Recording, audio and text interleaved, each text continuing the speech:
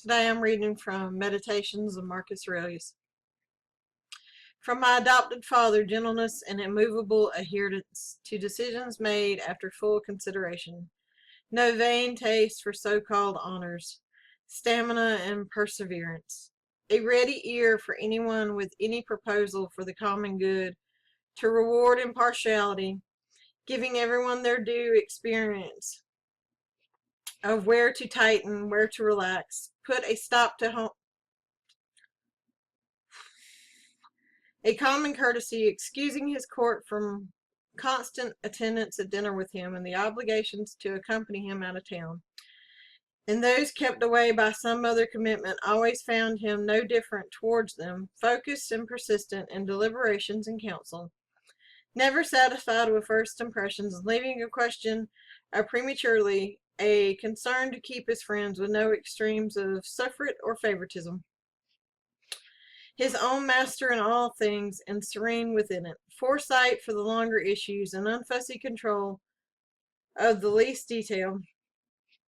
The check he put in his reign and acclamations and all forms of flattery.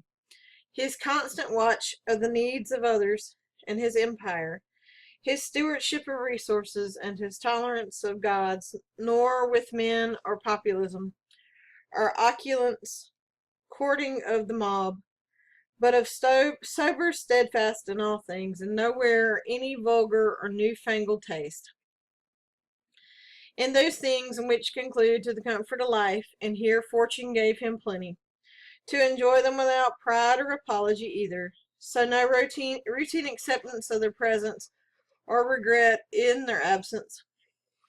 The fact that no one would ever describe him as a fraud or an impostor or a pedant, but rather as a man of mellow wisdom and mature experience beyond flattery, of able to take charge of his own and others' affair.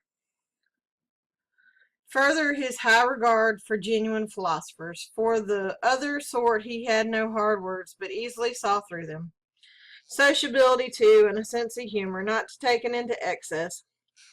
Sensibility of his own body, neither vain nor ventriloquial, but not neglectful either, so that his own attention to himself left with very little need for doctors' doses or applications.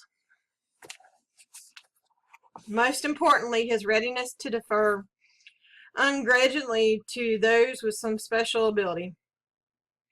It might be literary expression or the study of law or customs or any other subject, to give them their own active support and each acknowledged essence in their own specialties.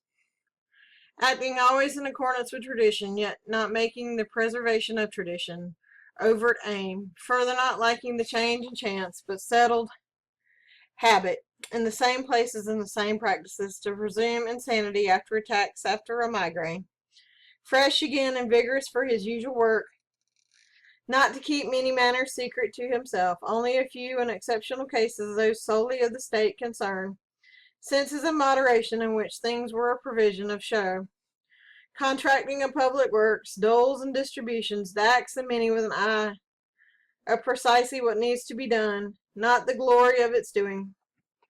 He was not the one bathed in all hours. He had no urge to build the houses. He was not particular about food, the material, the color of his clothes, his youthful beauty, and his slaves. The fact that about his dress came from the latorium, set up from his country house. There was many details in the way of latorium. How he handed the apologetic customs officer to Tusculum in the models of their behavior. Nothing about him was harsh, restless, or impetuous, and you would never say of him that he broke out a sweat, but everything was allotted in his own time, and thought as by a man at leisure. His way was unhurried, unorganized, and vigorous, consistent in all ways. What is recorded of Socrates would apply to him too, that he could regulate abstinence and enjoyment where most people are too weak-willed to abstain or enjoy, or too indulgent gently. This is book 1 of Meditations. I will continue reading later. Please like, share, and subscribe. Thank you and have a great day.